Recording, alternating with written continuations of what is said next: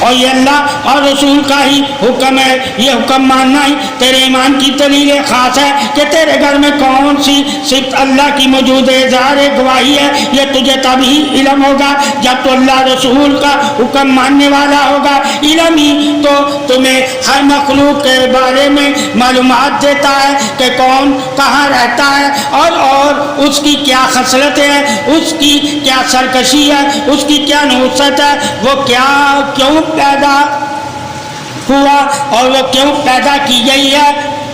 اللہ تعالیٰ نے کوئی بھی چیز بغیر مقصد پیدا نہیں کی۔ یقیناً انسان کو یہ علم ہوگا کہ ہر چیز میں کوئی نہ کوئی خوبی بھی ہے اور خامی بھی ہے۔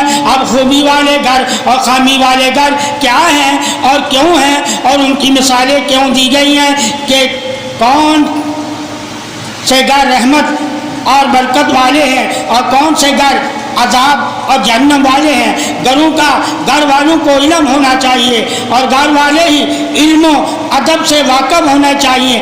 اگر گھر کا سرپرستی جاہل نادان ناسمجھ سرکش ہوگا تو اس کا گھر بھی اسی کے سائے میں اس جیسا ہی ہوگا۔